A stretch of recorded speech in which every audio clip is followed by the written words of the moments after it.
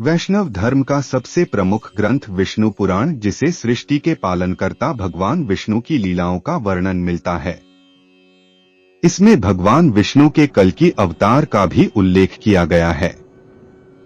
साथ ही यह भी बताया गया है कि कलयुग का कालखंड और युगों से सबसे छोटा होगा।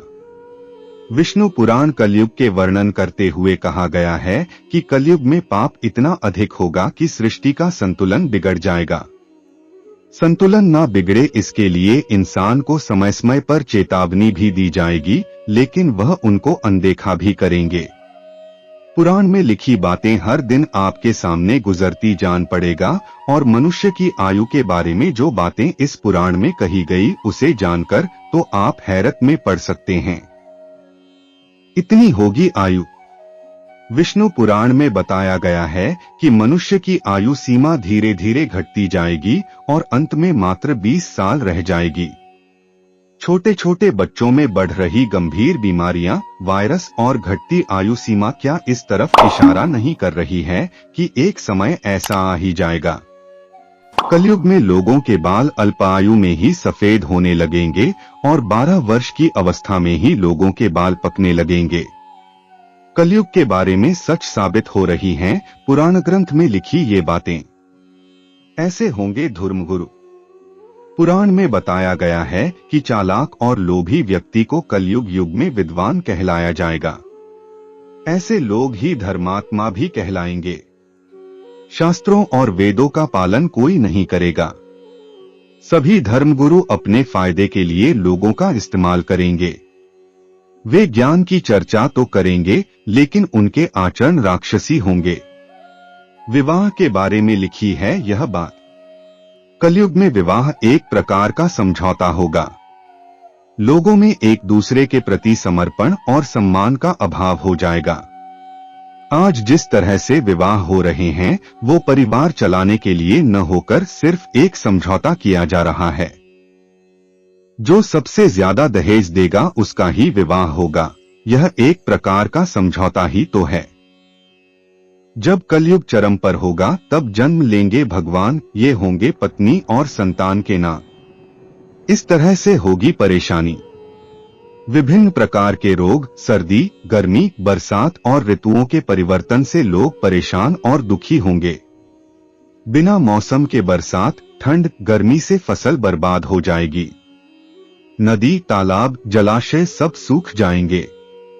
जल के बिना धरती फटने लगेगी और लोग बूंद बूंद पानी के लिए तरसने लगेंगे। किसान अनावृष्टि के कारण आत्महत्या करेंगे। इसलिए पानी बचाने पर ध्यान दें। इन पवित्र सरोवर में स्नान करने से मिलता है मोक्ष, शास्त्रों में भी है वर्णित। ऐसे लोग कहलाए जाएंगे गुणी।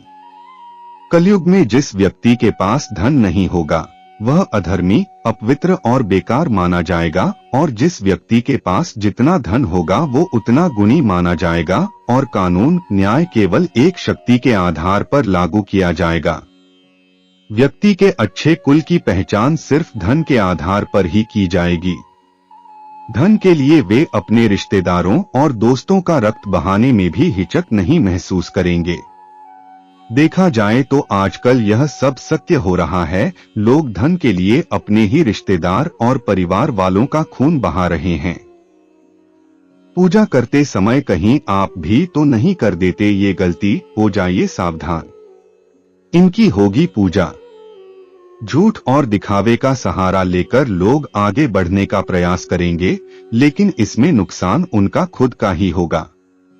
कलयुग में सत्ता पर आसानी लोग अपनी प्रजा की रक्षा नहीं कर पाएंगे, बल्कि कर टैक्स लेने के बहाने प्रजा का ही धन छीनेंगे। लोग भूत प्रेतों को देवता मानकर पूजने लगेंगे। इस तरह करेंगे भोजन। अन्न का अभाव होने से मनुष्य फिर से कंद मूल और फल आदि के सहारे ही रहेंगे और असमर्थ लोग सुखी नहीं रह पाएंगे। कलयुग में लोगों के आलस्य और निष्क्रियता के बारे में भी विष्णु पुराण में बताया गया है। इसके अनुसार लोग बिना स्नान के ही भोजन कर लिया करेंगे। ऐसे हुई थी धृतराष्ट्र, गांधारी और कुंती की मृत्यु। शुरू हुआ फिर कलयुग।